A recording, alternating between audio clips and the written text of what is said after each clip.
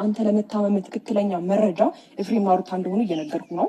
እሱን ደግሞ ከመንገርም በላይ ደግሞ መረጃ ይዘን መተናል። አሁን ላይ ስልካችን ላይ ነው ያለ ነው። ታየዋለህ። ካየኸው በኋላ ግን ነገሮችን አምነህ ከኔ ጋር የምትቀጥልበትን ነገሮች በደንብ አንተ ማሰብ አለብህ።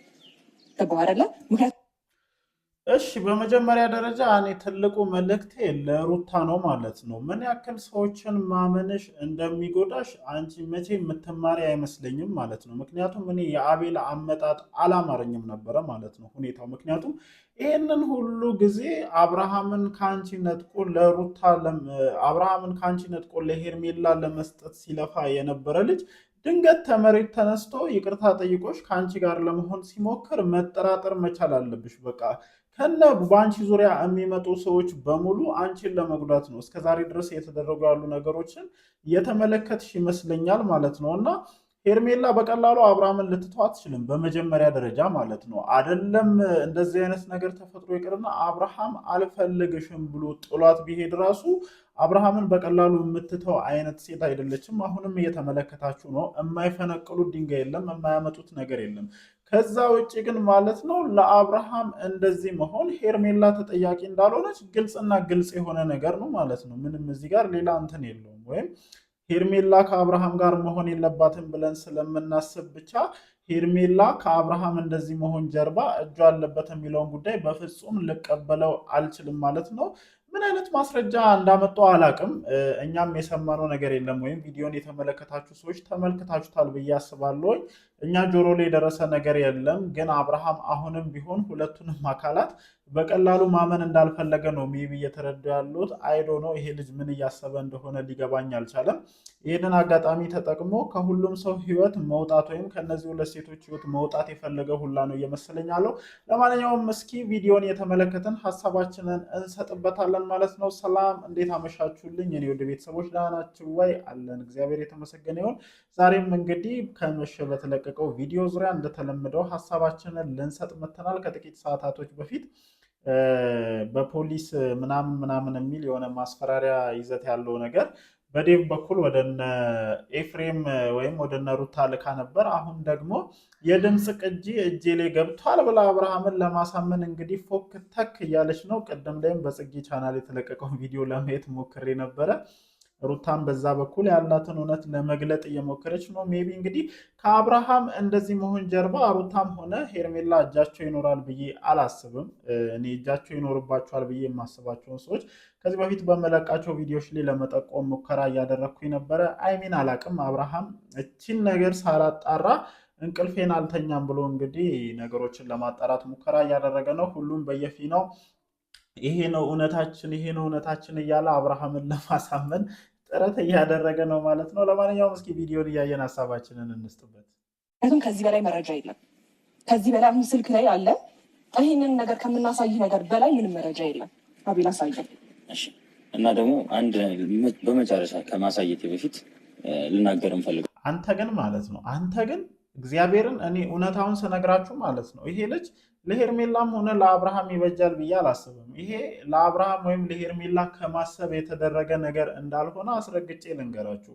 ለሩታ ያልታመነ አቤል ነገር ለሄርሜላም ሆነ ለአብርሃም ይታመናል ብዬ በፍጹም አላስብም። እውነቱን ነው የምነግራችሁ ጋይስ። ምክንያቱም ከሩታ ጋር ምን አይነት ሪሌሽን እንደነበራችሁ የእነ አብርሽን ኮንተንት የምትከታተሉ ወይም ለረጅም ጊዜ የእነ አብርሽን ኮንተንት የተከታተላችሁ ሰዎች ታውቃላችሁ ነው ብዬ የማስበው ማለት ነው። አንድ ሰው የሆነ ነገርን ፈልጎ ማለት ነው አብሮት የነበረውን ሰው ከርቶ የሚመጣ ከሆነ ለእኔም በፍጹም ታማኝ ይሆናል የሚል እሳቤ የለኝም እንደኔ ማለት ነው። እና ምን ያክል መሰሪ እንደሆንክ ነው እንደኔ የተመለከትኩብህ ማለት ነው። ለሩታ ያለህ ጥላቻ ምን ያክል እንደሆነ ማለት ነው። ግን እኔ እቺ ልጅ ምን ብታደርጋችሁ ነው አብርሽና በአብርሽ ዙሪያ ያላችሁ ሰዎች በሙሉ እየተነሳችሁ ለእሷ ክፋታችሁን የምታሳዩት?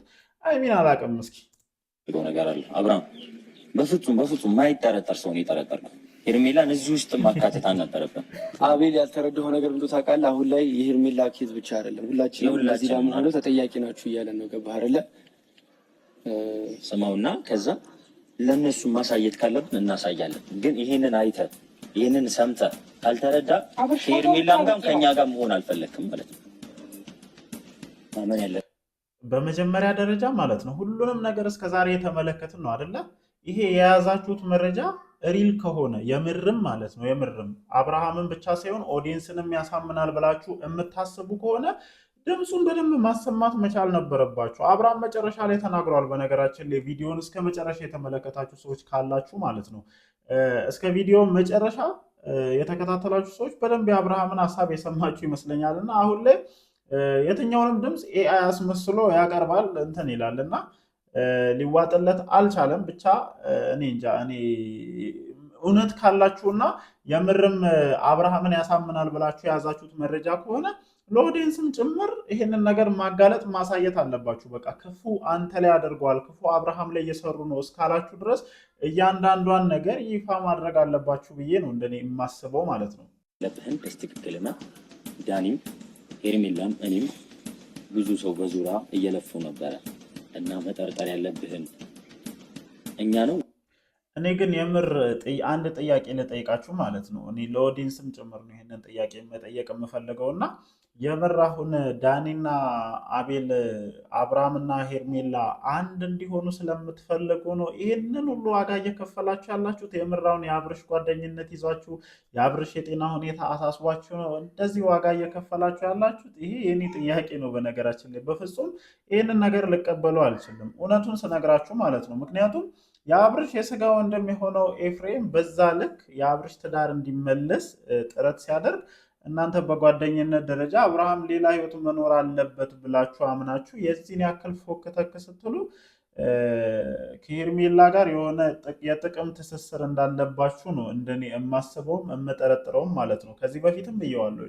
ሄርሜላ ቀላል ሰው አይደለችም። የፈለገችውን ሰው የመያዝ አቅም አላት ማለት ነው። የፈለገችውን ሰው በነገራችን ላይ ለረጅም ጊዜያት ያክል አብራው የነበረችውን ወይም ከሩታ ጋር አብሮ የነበረውን ዳኒ እንኳን ከርብታ በዚህ ልክ ማለት ነው። በዚህ ልክ እኔ የዳኒ ነው የሚገርመኝ ከሁሉም በላይ እና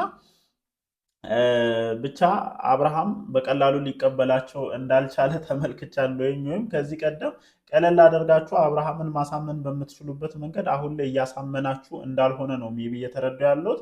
ግን ግልጽ አድርጌ ሪያሊቲውን ስነግራችሁ አብርሃም ከማናቸውም ጋር መሆን እንዳልፈለገ ነው ሜቢ እንደኔ የተረዳ ያለሁት እንጂ ከዚህ ቀደም የነበሩ ቪዲዮዎችን ወደኋላ መለስ ብሎ ማየት ብቻ በቂ ይመስለኛል ወደ ሄርሜላ ለመመለስ ማለት ነው። እውነታውን ስነግራችሁ በቃ የተፈጠሩ ነገሮች ግልጽ ናቸው እኮ ቪዲዮ ላይ አንድ በአንድ ተቀምጧል። እና እቺ ልጅ ምን አድርጋለች? ወይም ሄርሜላ ለአብርሃም እንደዚህ መሆን ምን አድርጋለች? የፈለገ ቢሆን አብርሃምን አሳምማ ለሩታ ትልካለች የሚለው ነገር ፍጹም አሳማኝ አይደለም። እና አብርሃም አሁንም ቢሆን ከሁለቱም ሴቶች ጋር መሆን እንዳልፈለገ ነው ከአክቱ ከሚያደርገው ሁኔታ ከእያንዳንዱ ነገር እኔ ልረዳ የቻልኩት ማለት ነው። ወይስ አሁን እነዚህ ሰዎች ነው? ሰላም ሰላም ሰላም ሰላም ሰላም ውድ የእኔ ፋሚሊዎች እንዴት ናችሁ? ደህና ናችሁ ወይ?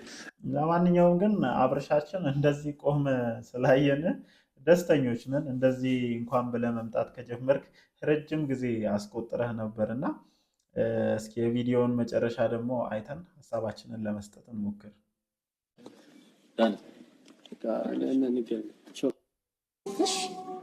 እኔ ግን አሁንም ቢሆን አንተ ዋናው ወደ ጤና መመለስክ ነው። ከማንምና ከምንም በላይ እኔ ነኝ ለአንተ ጤና በጣም እየለፋው የነበረው። አንተ ደግሞ ጤናህን ካጣ በኋላ አንደኛ ተጎጁ አንተ ነህ፣ ሁለተኛ ቤተሰቦች፣ ሶስተኛ ግን እኔ ነኝ።